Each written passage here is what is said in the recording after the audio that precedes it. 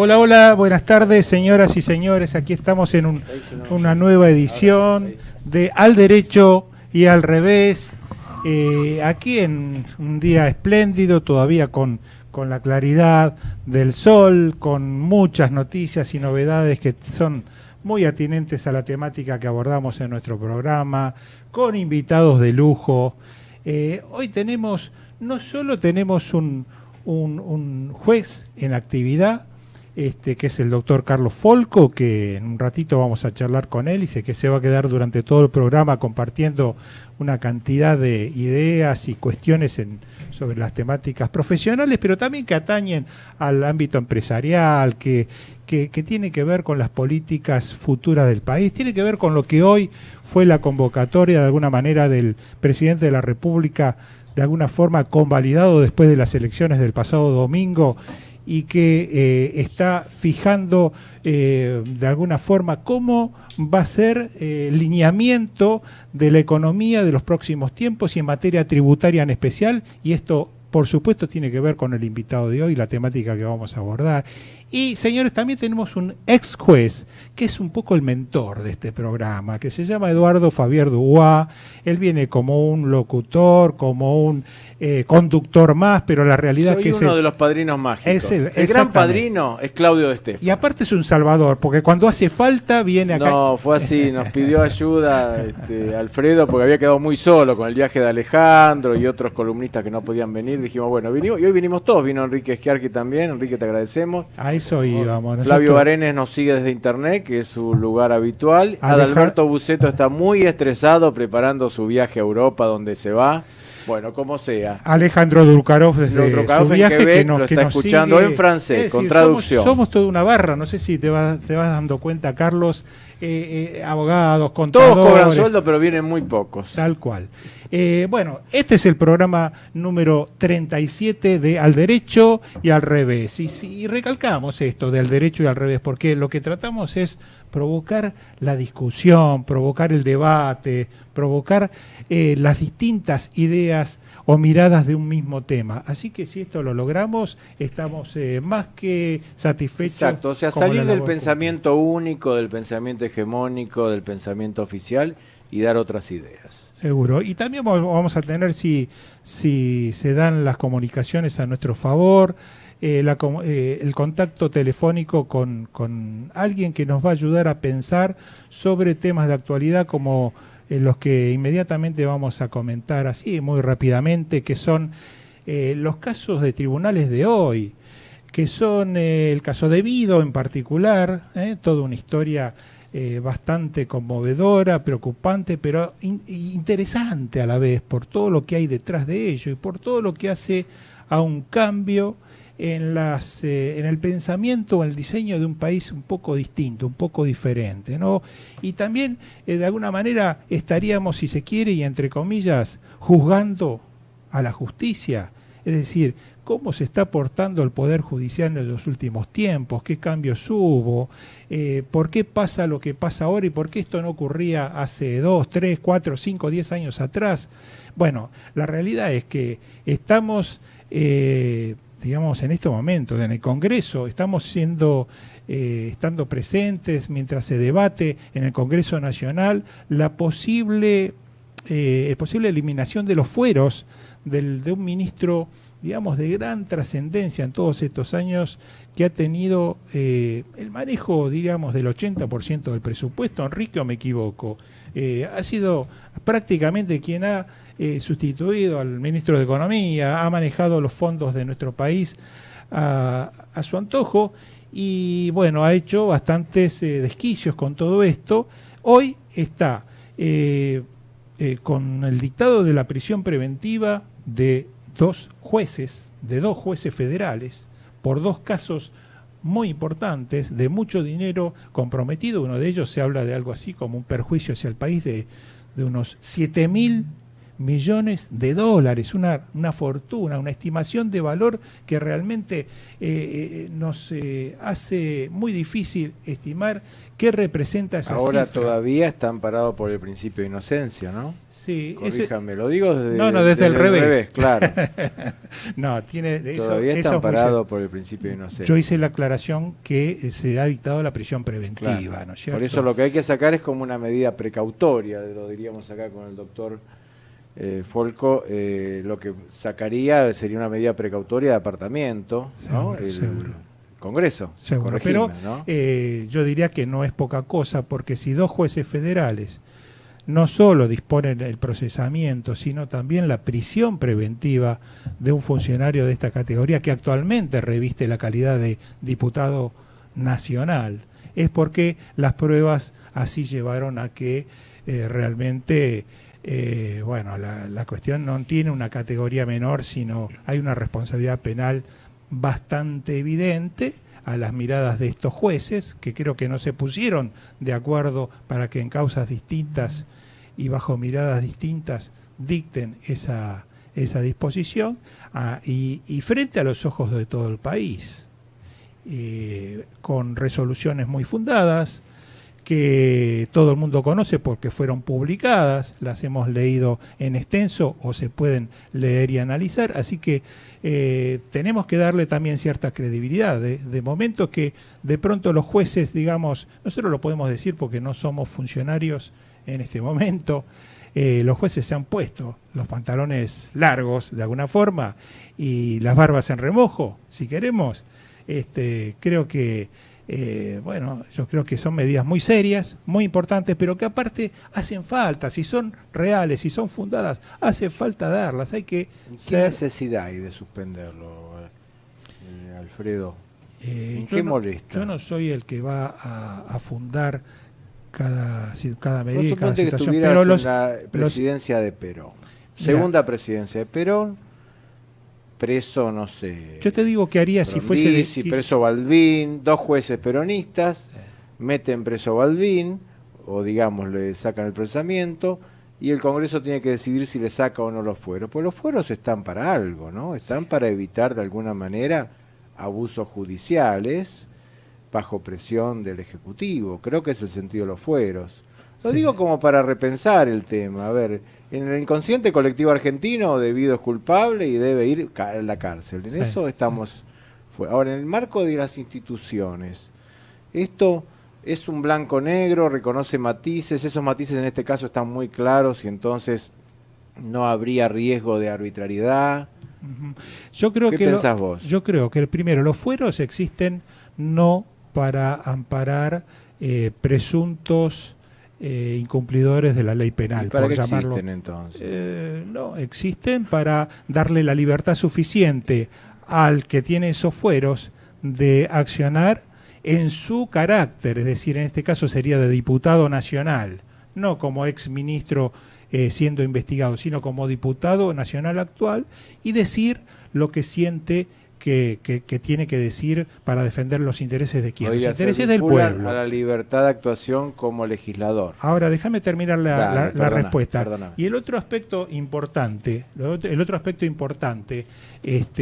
por el cual creo yo que se dispone la prisión preventiva, en este caso de Debido, es porque él cuenta con tantos medios económicos que son productos justamente de las investigaciones y de los hechos criminales que le están investigando.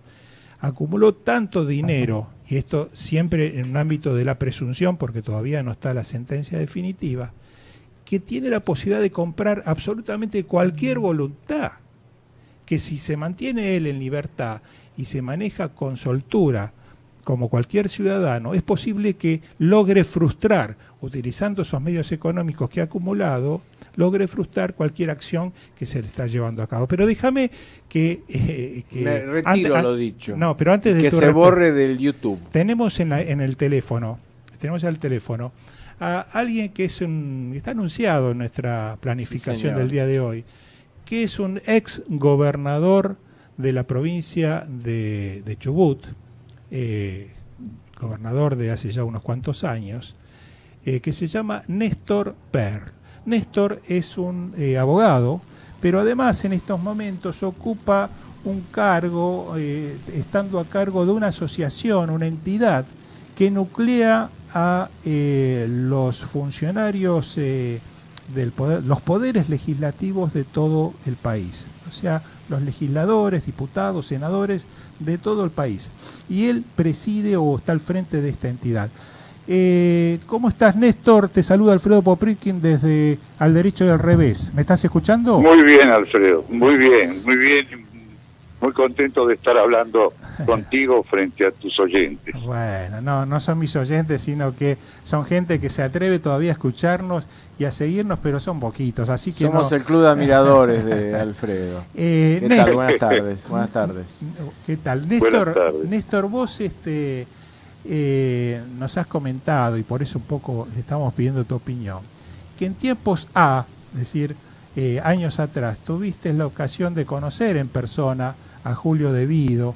Además te movés en un ámbito en donde los legisladores y el tema de los fueros que estábamos analizando recién con Eduardo Fabier Dubois hace unos momentos, ese es el tema en discusión, y creo que en estos momentos debe estar el Congreso reunido, o la Comisión de Asuntos Constitucionales precisamente reunida, discutiendo el tema de Vido.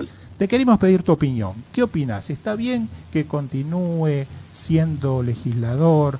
¿Está bien que le quiten los fueros? ¿Los fueros para qué son? ¿Para qué están fijados? ¿Qué función, qué objetivo tienen? Acá hay que distinguir una cuestión, porque este tema se trató en su momento, pero se rechazó, y yo creo que hicieron bien en rechazarlo, porque no había intervención judicial. Ahora tenemos la intervención judicial y la justicia le pide a la Cámara de Diputados el desafuero para poder adelantar una investigación y para poder seguir adelante con un proceso. En ese sentido, creo que ahora habría que habilitar esta posibilidad de la justicia, lo cual no quiere decir que vaya una sentencia ser de una determinada manera. Ese puede ser un sobreseimiento, como puede ser, más allá de una sentencia absolutoria, una sentencia que lo condene. Correcto. Esto es una cuestión judicial, pero para que la justicia pueda seguir actuando y tomar el procedimiento que sea necesario, está pidiéndole a la Cámara de Diputados el desafuero. Y yo creo que en ese sentido, si yo fuera diputado, se lo daría. Esto no quiere decir que se esté anatemizando a nadie ni que se lo esté persiguiendo políticamente. Se está habilitando el proceder de la justicia. ¿Y por qué esta posibilidad, digamos, de tener fuero? Para precisamente, si no es la justicia, para que no haya una persecución política sobre nadie. Esto tiene una raíz histórica. En lo que se llamó la gloriosa revolución, que fue en Gran Bretaña, hacia finales del siglo XVII, fue una posibilidad que el Parlamento le planteó al rey, que en su carácter absolutista tenía que darle lugar a que los diputados de ese Parlamento no fueran perseguidos por él. Y en ese sentido se estableció estos fueros. Históricamente viene ya de varios siglos atrás, y es una defensa de la actuación de los diputados como tales para que puedan ejercer libremente las funciones que tienen. Tal cual, tal cual. ¿Y vos qué considerás, teniendo en cuenta el aditamento, que si se da curso por parte del Congreso a quitarle los fueros a Julio De Vido, automáticamente quedaría con la orden judicial de 2 jueces federales de de ser encarcelado, de ir a prisión en forma inmediata. O sea, no se trata solo de quitarle los fueros o no para ser juzgado a fondo un funcionario y con todas las reglas del procedimiento penal, sino que además inmediatamente ya está establecida y está dictada la orden de su prisión preventiva. Bueno, esa es una parte del procedimiento penal. La persona que está realmente procesada puede estar libre o puede estar detenida de acuerdo a dos cuestiones. Una, de que no altere las pruebas. Si se teme que se puedan alterar las pruebas, esa persona se la detiene. Y si se teme que esa persona pueda evadir la justicia, es decir, escondiéndose, fugándose, sí, también esa es una razón para mantener a esa persona detenida mientras dura el procedimiento, el proceso. Tal cual. Bueno, agradecemos muchísimo tu opinión, la verdad que nosotros la valoramos. También queremos destacar tu función dentro, que es un poco desconocida dentro de la asociación, que ¿cómo se llama? Decinos el nombre correcto de la entidad que estás ahora dirigiendo. Círculo de Legisladores de la República Argentina comprende a los diputados y comprende a los senadores en la actividad y a aquellos que han cumplido su mandato. Nosotros sabemos que hace muy poquito que asumiste esta responsabilidad, este cargo, pero decinos uno o dos, no sé, objetivos inmediatos o fundamentales que tenés en mente respecto de esta asociación. El primer objetivo es, más allá de los partidos políticos, más allá de las parcialidades políticas, lograr un consenso frente a los grandes problemas del país para sus soluciones. Ese consenso se tiene que lograr fundamentalmente por encima, vuelvo a repetir, de cuestiones partidistas o sectoriales. Acá lo que necesitamos, y es fundamental para la Argentina, y para eso está empeñado el Círculo, es pasar por encima de diferencias circunstanciales buscando objetivos comunes que le solucionen los problemas a la República Argentina. Y eso se logra con diálogo. Para eso está el Círculo, buscando el diálogo día a día. El Círculo está también para lograr que en las aspiraciones de la gente se haga llegar a la Cámara de Diputados, por aquellos que lo quieran hacer, proyectos, contribuir a que esos proyectos se conozcan en cuanto a los procedimientos. Vamos a ver si en el futuro inclusive establecemos un posgrado, una posibilidad de derecho parlamentario, de conocimiento del derecho parlamentario. Mira qué importante. Tenemos muchas posibilidades de hacerlo porque tenemos materia gris que está empeñada en ayudar en esta materia. Bueno, otro día, Néstor, te vamos a hablar más en extenso, te vamos a invitar aquí al piso de la radio y hablaremos en extenso sobre estos temas, porque aparte se abre un periodo legislativo de cambios importantes, donde el tema de los consensos... Es muy rico, es muy rico. Hay debate y no nos debe asustar el debate. Lo que nos tiene que asustar es la incomprensión o en última instancia el sectarismo y la testarudez que tienen algunos en esta materia. Pero yo creo que lo importante es que los argentinos vayamos a debatir para encontrar los puntos comunes de acuerdo en los problemas que tenemos que afrontar. Bueno, muchas gracias. Te saludamos desde aquí y bueno, y esperemos que tus palabras se transformen en realidad. Hasta pronto, gracias, Néstor. Buenas tardes. Un abrazo a ustedes y a todos sus oyentes. Muchas gracias. Adiós. Bueno, y aquí seguimos con la propuesta que estábamos haciendo de introducir en esta temática no solamente la discusión de hoy, que es el tema fundamentalmente tributario, que es el campo de dominación de nuestro invitado, sino hacer una breve mención al caso de otro funcionario judicial, que es el juez camarista Freiler, que está siendo juzgado, que si bien todavía no hay resultados, porque se trata de la primera jornada de su enjuiciamiento dentro del ámbito del Consejo de la Magistratura, donde prácticamente todo el país está pendiente de las formas que adopte ese juicio, porque también hay cargos muy serios en contra del magistrado.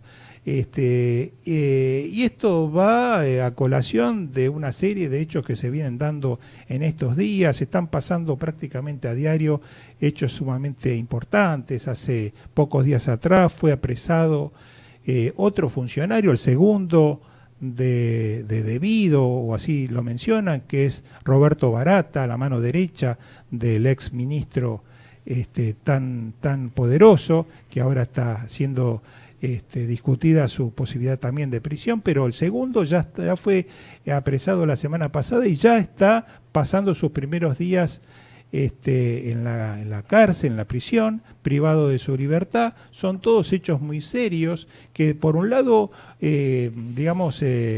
hacen, no sé, empalidecer la imagen de un país, pero por otro lado hablan de que de pronto los hechos serios de corrupción sobre los cuales se están llevando a cabo investigaciones se toman en serio realmente, se toman como se debe tomar, y que de alguna manera las medidas son de tamaña magnitud que de alguna forma hacen recapacitar frente a el gran conjunto de funcionarios que suceden en los cargos a estos que están de alguna manera siendo juzgados.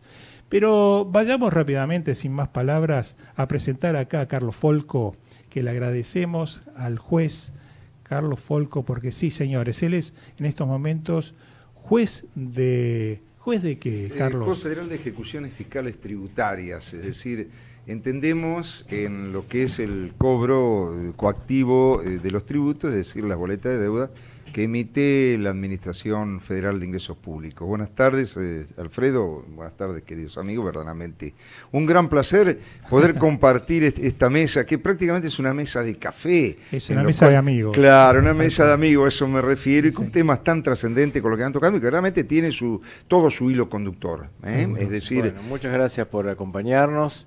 Y bueno, nos interesaría, por un lado, quizás una visión más directa respecto de tu trabajo o las dificultades que puedes encontrar o en qué se podía mejorar el sistema de ejecuciones. Sabemos que hay todo un debate respecto de ese artículo que disponía o dispone la posibilidad de ejecuciones administrativas. Bueno, ¿cómo está ese estado de la cuestión? O sea, ¿hasta dónde puede un organismo fiscal embargarme una cuenta bancaria, para decir algo horrible, sin la intervención de un juez? No, por supuesto, esto es inadmisible.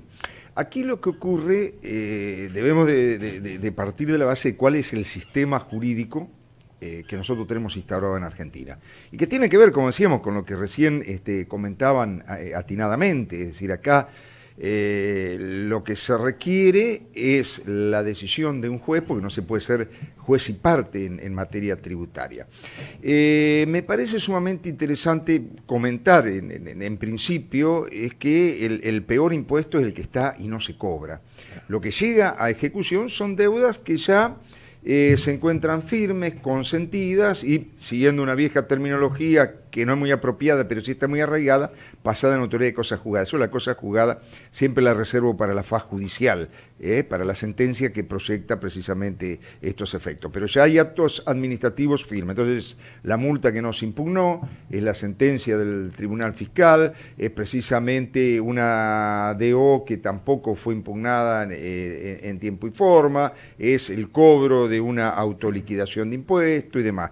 Razón por la cual la ley, sabiamente, ha previsto un mecanismo de cobro sumamente breve y también limita de una manera significativa las posibilidades de defensa. Que esto la jurisprudencia se ha ocupado de ampliarla. Todos sabemos que el actual artículo 92 solamente admite 4 defensas, que es pago total documentado, espera documentada, que tiene que ver con las moratorias, con los planes de facilidades que otorga el fisco, la prescripción y obviamente la excepción de inhabilidad de título, pero adviértase, basada en vicios extrínsecos de la boleta de deuda, quiere decir vicios de forma. Bueno, esto es tan cerrado, tan mínimo, que la jurisprudencia la ha ampliado, como dije antes. Y la primera que lo amplía es la Corte Suprema, una creación pretoriana, y dice, mire, por más rigor formal que se aplique, no cabe mandar llevar adelante una ejecución con cuando la deuda aparezca como manifiestamente inexistente. Sería el caso de una deuda condonada de oficio. Perfecto. Entonces, aquí surge la primer creación pretoriana, que es la inhabilidad de título por inexistencia manifiesta de deuda. Y nosotros, cuando digo nosotros me refiero a los jueces especialistas que están a cargo de los 6 juzgados de ejecuciones fiscales y tributarias, cada cual con distinto criterio, pero hemos abierto este abanico de posibilidades defensivas. Se ha hecho lugar a excepciones de litispendencia, a excepciones de cosa juzgada, a la defensa de inconstitucionalidad. Podríamos seguir hablando actualmente de la vieja sine actione aquí, es decir, la capacidad de ser contribuyente, que equivale a la excepción de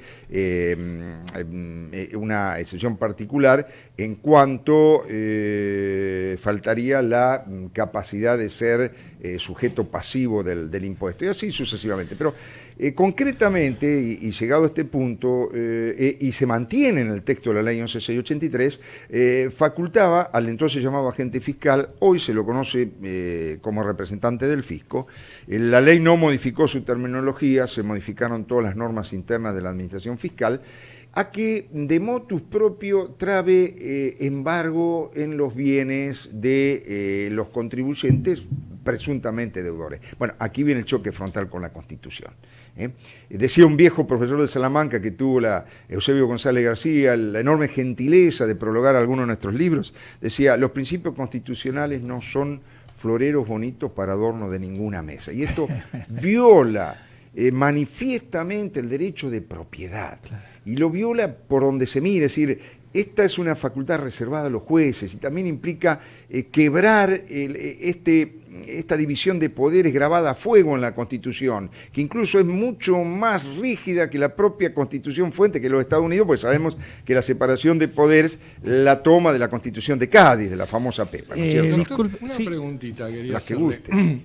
Muchas veces también dentro de lo que es el procedimiento de ejecución fiscal que usted, digamos, explicó, está el tema de que la ejecución se hace a partir de una boleta de deuda emitida por la Administración Federal de Ingresos Públicos, y esa boleta de deudas a veces surge, como digo yo, de una máquina, ¿no es cierto?, de una cuenta tributaria armada por un analista de sistemas, donde a veces hay ciertos errores, y yo he escuchado, digamos, de muchos contribuyentes que se quejan que le embargaron la cuenta bancaria, por ejemplo, por una deuda que al final resultó inexistente.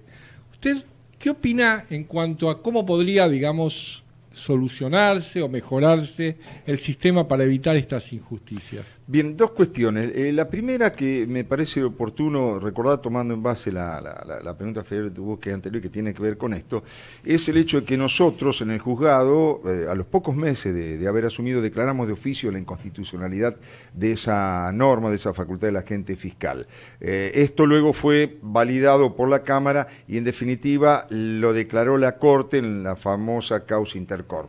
Queda como nota marginal lo que comentábamos fuera de micrófono, que la agencia de recaudación de ARBA de Buenos Aires sigue con su código fiscal, porque esto es el efecto dominó, lo tiene la ley 1180, también eso sigue utilizando este embargo administrativo. Y ahora sí, entrando concretamente a esta pregunta sumamente medulosa, Enrique, que recién formulabas, obviamente hoy nos manejan los sistemas. Hoy en día desapareció un control manual y el sistema comete muchas veces errores. Incluso nosotros hemos puesto, recién mencionábamos algunas de las excepciones, y pongo como ejemplo la litispendencia. Se desmembra una agencia y en la base de datos de las dos agencias queda cargado el mismo contribuyente, razón por la cual la agencia nueva le emite boleta de deuda y la agencia vieja también. Son errores sistémicos. Esto es una cuestión muy particular.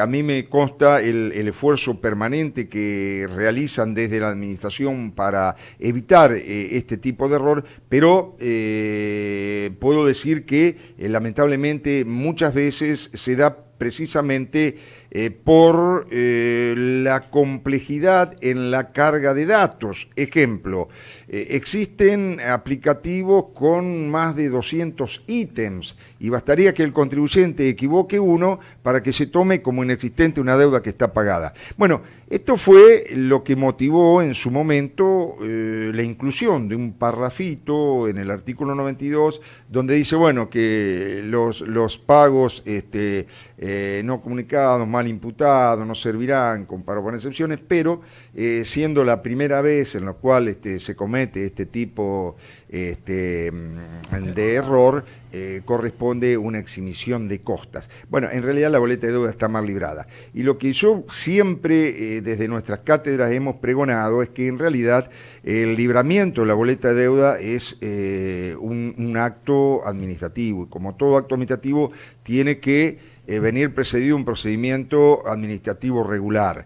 Y ese procedimiento administrativo regular debe desembocar en materializar en un instrumento, en este caso la boleta de deuda, una deuda que sea verdaderamente exigible. Los errores se cometen, algunos se subsanan en sede administrativa, porque hoy en día, por ejemplo, el pago.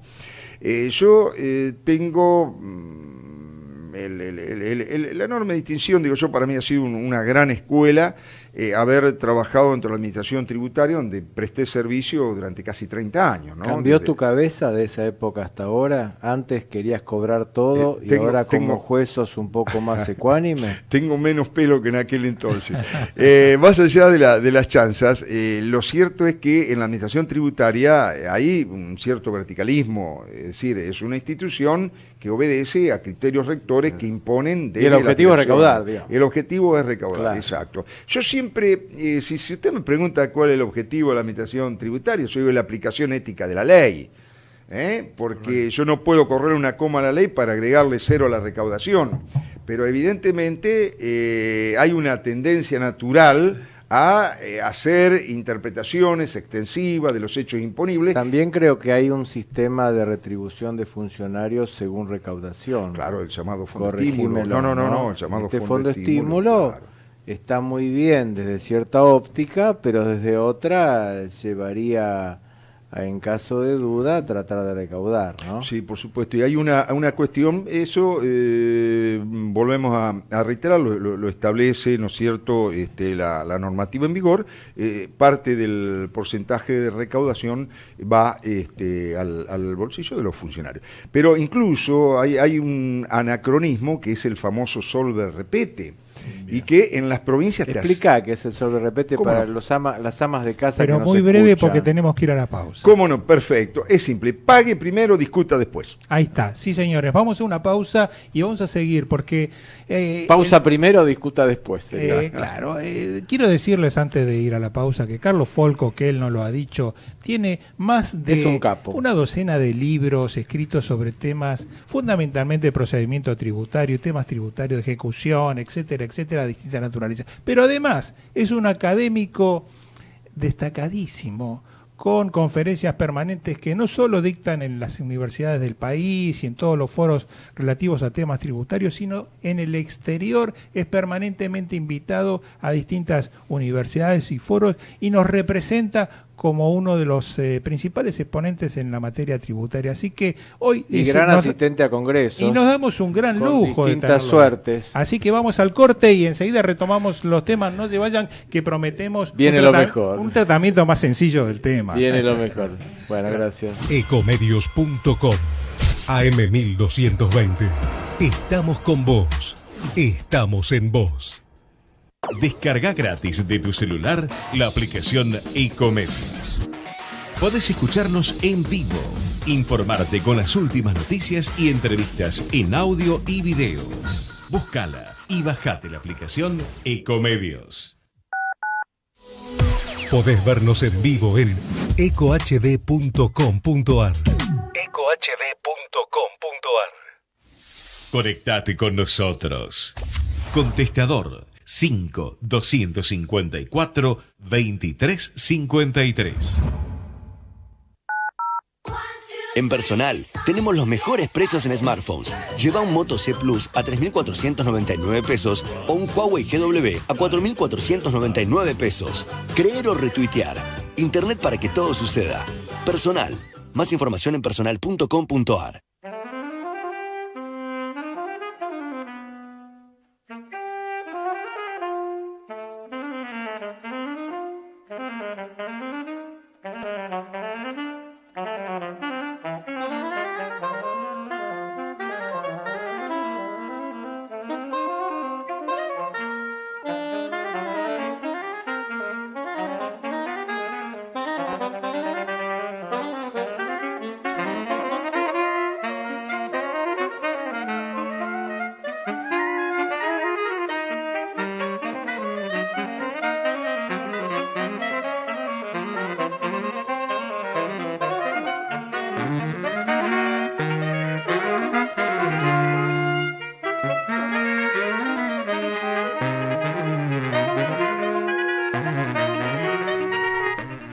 estamos de nuevo en el aire. Qué rápido. Sí, pasa volando el tiempo realmente increíble. Pero tenemos una noticia que estamos viendo en las pantallas de los televisores en este momento, que uno de los funcionarios más destacados de aduana, y tiene esto que ver con el tema tributario, que es Gómez Centurión, deja esa cartera o deja esa dependencia, digamos, recaudadora, para pasar a una función diferente, a un ámbito distinto, que es el Banco de la Nación Argentina. Queremos ver esto a qué obedece, si es una estrategia que tiene que ver con las elecciones del pasado domingo, o bien se relaciona con alguna problemática previa del funcionario. En fin, veremos, será algo que se irá aclarando a través de las horas. ¿A quién estaría reemplazando? No sé, sí, me parece que está ocupando un cargo que está vacante. Como director adjunto de la aduana, cuando se produce la momentánea separación de funciones del director, de Gómez Centurión, desde el Ministerio de Economía promueven, y bueno, obviamente mediante un decreto del Poder Ejecutivo, lo designan como un administrador adjunto de aduana, o sea que estaba equiparado prácticamente a Gómez Centurión. Hoy claramente él va a tuvo sustituir esa denuncia, ¿es esto? Él fue designado, fue durante mucho tiempo empleado gerente a nivel gerencial de Quilmes, donde tenía un alto cargo. Y habrá sido en junio de este año aproximadamente, se lo designa como director adjunto de aduana. Ah, bien, muy bien. Bueno, veremos. Pero Enrique, vos tenés una pregunta para Carlos. Retomando el tema que estabas al momento del break, ¿no? Hablabas del tema del solve el repete, o sea, pague primero, vaya a discutir después. Esto, si yo mal no recuerdo, de mis conocimientos jurídicos, va contra el Tratado de Costa Rica, ¿no?, de Derechos Humanos, que decía que era inconstitucional. O sea, es inconstitucional en la medida que el tratado forma parte de la Constitución. ¿Es correcto? Al derecho y al revés. Al derecho y al revés, tal cual. Veámoslo. El solve repete es un anacronismo y que muchas veces se hace sumamente dificultoso cumplirlo. Aquí, en relación con el Pacto de San José de Costa Rica, el conocido artículo 8, cuando nos dice que toda persona tiene el derecho a ocurrir libremente a tribunales, a ventilar sus cuestiones de índole civil, comercial, penal y fiscal. Cuando Argentina ratifica este pacto, un sector importante de la doctrina dice, bueno, evidentemente se derogó el principio solve repete, que tiene una larga historia. Y miren ustedes, si bien es cierto que se le atribuye la generalidad de la doctrina una creación pretoriana, en viejos fallos de las primeras conformaciones del organismo de la historia institucional argentina, en realidad ya en una vieja y tildada como primer ley de contabilidad se podía tener cierto génesis de este instituto. Pero ¿qué es lo que dijo la Corte? La Corte resolvió un caso que fue Micrónimo Barranca Belgrano, que yo siempre digo que tiene dos facetas para el análisis. El primero de ellos es que se trata de una persona jurídica. Y nuestra Corte, por primera vez, analiza si corresponde o no aplicarle el Pacto de San José de Costa Rica. Este es uno de los problemas. Persona, en la letra de la Convención, en la jurisprudencia de la Corte y los informes de la Comisión Interamericana, es la persona humana.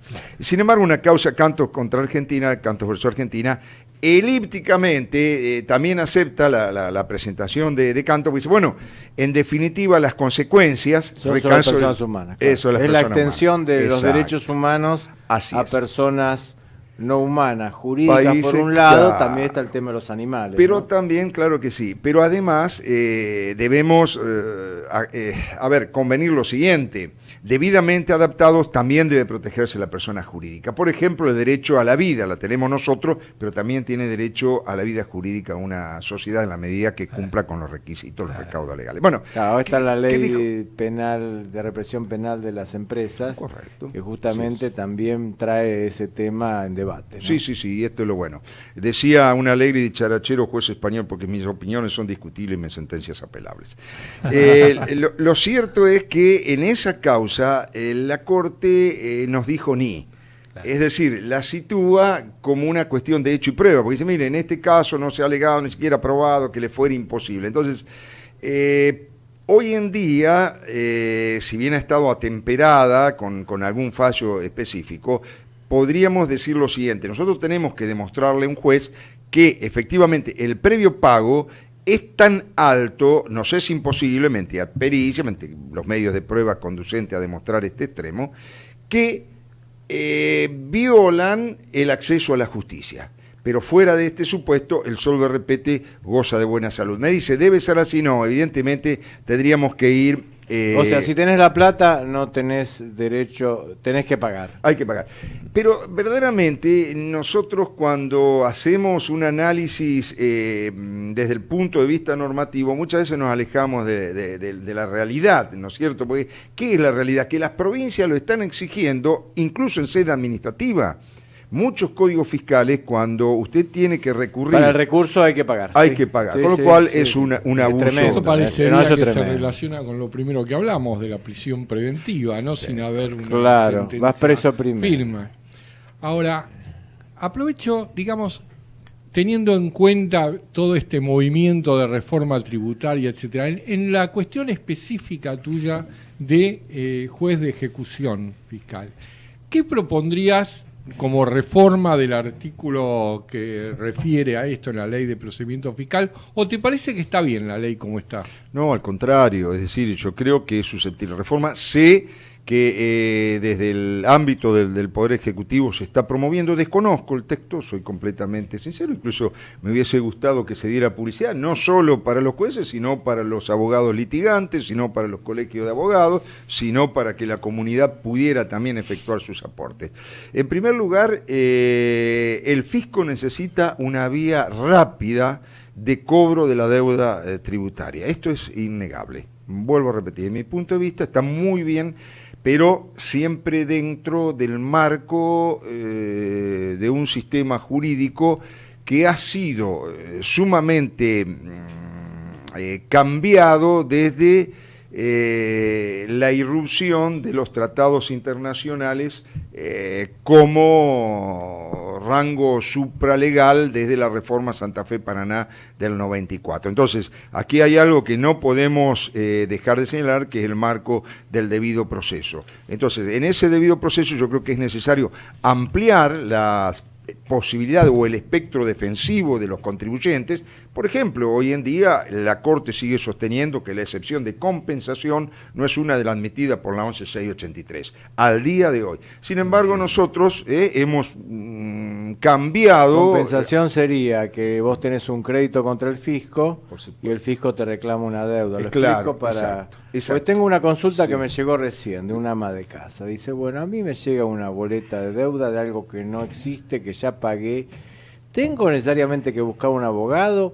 ¿O hay algún organismo, resorte dentro de la administración, un defensor de contribuyentes, alguien que yo pueda llevarle mi caso y me lo puede solucionar sin pagar y sin tanto trámite? Al derecho y al revés. Si la causa está en sede administrativa, usted puede requerir, ¿no es cierto?, si se quiere, la revisión por parte de las autoridades de recaudación. En su caso, puede recurrir también a lo que se denomina defensor del contribuyente, que está para precisamente intervenir en ciertas controversias, asesorarlo, informarlo y verlo. Ahora, si la administración fiscal ha librado boleta de deuda, se ha diligenciado el mandamiento de intimación de pago de embargo... Y ya me embargaron la cuenta.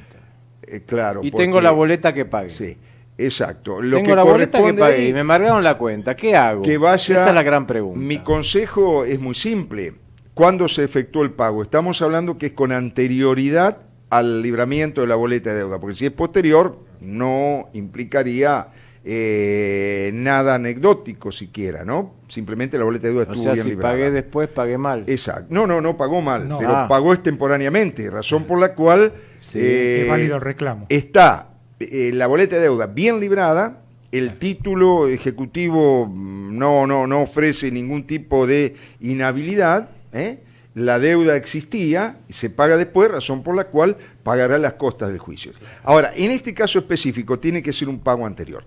La 11683, pues digo que hay que reformular también, lo que me dice que el pago no solo tiene que ser total, pago total, sino que tiene que ser documentado, tengo que tener. Pero además debe ser comunicado, que esto viene de la época de las carretas, porque hoy en día la información es en tiempo real, claro. Y además tiene que ser correctamente imputado, es decir, antes había 3 códigos, hay una infinidad de códigos que se hace sumamente difícil. ¿Qué debe hacer un contribuyente? Esto es todo a favor de la administración. Esto es todo a favor de la administración, sí señor. El juicio del artículo 92 se basa en este principio que nosotros hablamos, el solve repete, por eso tan acotada la defensa. En ese caso, la única posibilidad que tiene es exactamente igual que si fuera en una causa civil. En una causa civil viene un señor, me demanda por una deuda que yo pagué. Pues si yo tengo recibo de pago, tendré que contratar un abogado o en su caso ir al abogado, algún servicio jurídico algún gratuito. Servicio jurídico no sé si gratuito que ofrece estas cosas. Sí, no sé sí, si atienden, sí, temas sí, fiscales no. atienden. No sí, sé. sí, por lo menos en muchos, en muchas jurisdicciones me consta que es así. Déjame que diga o comente alguna cuestión más de orden. Hoy tenemos previsto a partir de este programa y por iniciativa de aquí presente nuestro colega Enrique Schiarchi, que me parece muy atinado, hoy creamos una sección en nuestro programa que lo llamamos, por ahora lo llamamos el Rincón de los Reclamos. Hay una propuesta para cambiarle el nombre, pero quizás la idea sigue siendo parecida. Podemos encuadrar la consulta de esta ama de casa que se siente afectada por el avasallamiento de la administración tributaria dentro de este esquema, es decir, queremos decirle a nuestros oyentes que a partir de hoy se trata de un tema tributario, de una cuestión de injusticia, que no esté al alcance del ciudadano común resolverlo y no tiene un hombro, si se quiere, donde llorar o reclamar o lo que sea. Bueno, puede hacerlo a nuestros números telefónicos. Nosotros tenemos un contestador habilitado en forma permanente, el 5254-2353, en todo momento nos pueden dejar allí mensajes. ¿Gratuitas, Alfredo? Bueno, eso por supuesto que sí, este es un servicio público y por supuesto que son respuestas digamos orientativas. Claro, y aparte con la opinión nuestra y con nuestras limitaciones y los posibles errores, pero con la mejor voluntad. Tratamos de, además de hacer un programa, prestar un servicio a la comunidad, si podemos hacerlo sin transformarnos. Y hay que ver si los colegios públicos de abogados, de contadores, no tendrían que tener algún tipo de servicio de orientación para el que les llega una ejecución o un embargo, porque a veces no te llega la cédula, simplemente te avisan del banco, mira, le embargaron la cuenta. ¿Y cómo sigo esto? Es demasiado complejo, pero déjame, ¿no?, que le traslade una consulta. Y además son robots los que te la mandan, eso es lo peor, ¿no? Está todo sistematizado. Somos una especie de Matrix fiscal. Sí, tal cual. Déjame que le haga una consulta aquí a nuestro invitado, aprovechando su especialidad y su conocimiento profundo, porque creo que se los dije antes, pero lo repito en tal caso. Carlos Folco tiene más de una docena de libros sobre la materia tributaria, en especial temas de procedimiento tributario. Él fue funcionario de la AFIP en su momento, estuvo a cargo de una región de nuestro país, también estuvo en la aduana, tiene una enorme experiencia en el ámbito administrativo, es académico, ha escrito, ejerce la docencia en forma amplia y actualmente la magistratura como juez en la materia. Ahora le preguntamos, el blanqueo que hubo en nuestro país, creo que terminó a principios de año, a fines de año, venció, que tuvo un gran éxito y fue anunciado de esa manera, como un enorme éxito por la cantidad de patrimonios declarados y como consecuencia de ello la recaudación pertinente. ¿Es una solución? ¿Ha sido una solución para la problemática recaudatoria de nuestro país? es una solución para todo lo que tiene que ver con la evasión tributaria, los fondos que se mantienen en el exterior en gran cantidad y no son repatriados tal como lo reclama o son de tanta necesidad que estén dentro del circuito financiero de nuestro país. ¿Cómo lo ves, Carlos? Sí, en primer lugar, desde mi postura personal, yo soy una persona que siempre se ha opuesto a este tipo de medidas, porque tiene un mensaje aleccionador muy simple: no pagues, porque en definitiva en algún momento va a venir el blanqueo. Alfredo, nosotros que ya hemos transcurrido un tiempo más que suficiente para darnos cuenta de lo reiterado y de cómo se ha puesto especial énfasis que es la última oportunidad o que es el último de los blanqueos que existen. Es decir, yo si hago memoria, esto se ha dado de una manera reiterada y vuelvo a repetir, al menos durante el último medio siglo. Pero déjame que te redireccione la pregunta. Se blanqueó, fue muy exitoso, se recaudó como consecuencia del blanqueo. Ahora, a partir del día siguiente al vencimiento, esa gente que blanqueó, esa gente y otra, ¿dejó de evadir impuestos o continuó con su actividad evasora? Por supuesto que es algo que no lo tenemos documentado, pero ¿qué te dice tu intuición? ¿Está resuelto? ¿Se resolvió el tema de la evasión en la Argentina? No, de ninguna manera. En cuanto a los porcentajes de evasión. No, esto vuelvo a repetir, yo no tengo datos estadísticos que así me lo demuestren y puedo hablar como simplemente una opinión en base a algunos si se permite el término, los estudios que se han realizado al respecto. Primero, el fenómeno el blanqueo fue sumamente exitoso y hasta superó los cálculos más optimistas que tuvo el gobierno. Esto está fuera de discusión y ha sido muy importante este ingreso en las arcas del erario. Ahora, en países incluso mucho más desarrollados y con administraciones tributarias más sólidas y eficientes que las nuestras, la evasión sigue existiendo. En Argentina nos consta incluso por experiencia personal que hemos tomado conocimiento de verdaderas mega evasiones, razón por la cual, si me preguntan, yo creo que persisten altos bolsones de evasión fiscal y que hay dos cuestiones. La primera de ellas es las alambicadas ingenierías defraudatorias que utilizan y que se hace sumamente difícil de poder detectar y eventualmente sancionar. Y el segundo lugar es que nuestra legislación no es una legislación adecuada. ¿Y los niveles de tributación no llevan a evadir? Demasiada presión también. Eso es uno de los... Yo creo que se juntan demasiada presión con nuestra norma cultural de transgredir y de no cumplir la ley. Perdón, yo tengo un colega casualmente contador que, digamos, ejerce su profesión en Europa, en Italia. Y él me comenta cada rato que en Italia hay cada rato regímenes de blanqueo, llamémoslo así, o de regularización impositiva. Inclusive me comentaba que son regímenes parciales. Por ejemplo, este año hubo un régimen de permitir blanquear bienes que los italianos tenían en el exterior, pero como cada 3-4 años hay blanqueo. Yo escuché, me acuerdo, el blanqueo más grande que hubo en Europa fue cuando pasaron al euro, ¿no? Porque había mucho dinero que estaba en cajas de seguridad, claro, en francos franceses, claro, pesetas, etcétera, que si no, ¿qué se hacía con ese dinero? Hubo un gran blanqueo amplio. Pero luego pensé que ya nunca más, no, cada tantos años vuelve. Lo único que los blanqueos son no tan, digamos, favorables como el de acá, de pagar un 8% o un 10%, sino en todo caso evitar las multas, evitar intereses que son demasiado gravosos.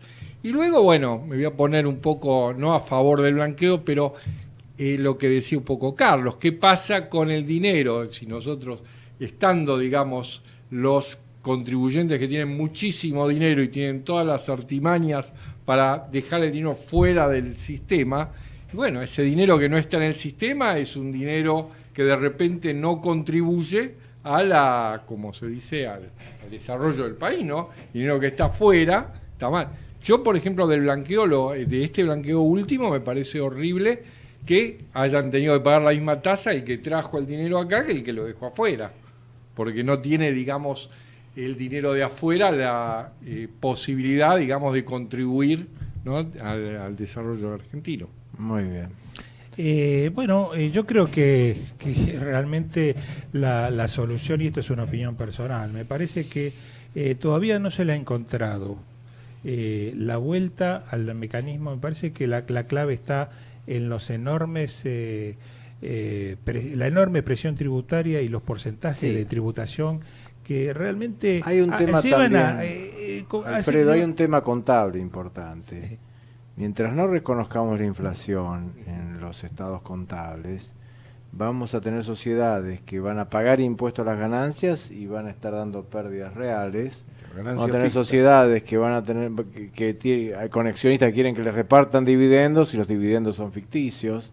Entonces creo que también el sinceramiento debe pasar por una posibilidad de ajuste de los estados contables por inflación, con los distintos mecanismos que existen, con el mecanismo anterior, con uno nuevo. No sé tu opinión, Enrique, como experto del IADECO, del Instituto Autónomo de Derecho Contable. Inclusive hay gente que, digamos, habla maravillas del fallo Candy, ¿no?, de la Corte Suprema, que reconoce el ajuste por inflación, pero lo reconoce en la medida en que se demuestre la confiscatoriedad del impuesto. Y yo digo, si esto es público y notorio, ¿qué hay que demostrar? ¿Que hubo un 1.400% de inflación del 2001 hasta la fecha? Lo sabemos todos. ¿Cuánto ganaba una persona en el 2001? ¿Cuánto gana ahora? ¿Cuánto pagaba de luz en ese momento? ¿Cuánto paga ahora? ¿Cómo puede ser de que el fisco no lo reconozca? Carlos, se nos está agotando el tiempo, pero no sin antes hacerte una pregunta. Queríamos cerrar el programa con unas palabras tuyas acerca de lo que en el día de hoy, y esto un poco te lo comento, lo digo al aire porque es un hecho de estas horas, el presidente de la República ha hecho una convocatoria de las fuerzas vivas, empresarios, sindicalistas, etcétera, etcétera, para discutir la temática tributaria y tratar de introducir reformas. Por ahora creo que lo que se ha adelantado es la eliminación, en la medida de lo posible, de los tributos que pueden llegar a ser regresivos o contrarios a cualquier sistema tributario sano. ¿Qué reflexión muy cortita nos puedes hacer al respecto a modo de despido? Sí, yo creo que hay consenso en la necesidad de reformular o eliminar ciertos tributos. Comencemos ingresos brutos, que es un impuesto que tiene efectos muy nocivos desde el punto de vista económico, pero es de suma significación, por lo tanto es un grave tema que va a ser sumamente resistido por las provincias. El impuesto de sellos es uno de los impuestos, yo digo, que más influye. Que había sido derogado en su momento, ¿te acordás? En época de Caballo no existía. Se mencionaba el impuesto a los cheques. Sí, claro. El tema de impuesto a los cheques de igual manera, ¿no es cierto? Esto es en general... ¿Y el IVA? El IVA, obviamente, debería haber una reducción de una alícuota y una ampliación de las exenciones que prevé. Bueno, claro. Cerramos aquí. Gracias, te Carlos. comprometemos, Carlos, para una próxima visita, porque Después realmente la reforma. el tiempo se ha hecho tirano, y queremos anunciarles que ahora se viene el programa ¿A Cambio de Qué?, llamado ¿A Cambio de Qué?, con Laura Sverlik como conductora, y con esto los despedimos hasta la semana que viene. Sí, un mensaje de último momento para los oyentes del Tercer Ojo. Mañana vamos 1 hora antes, 18 a 19 horas, por razones de fuerza mayor, fútbol. Gracias, señores. Buenas noches.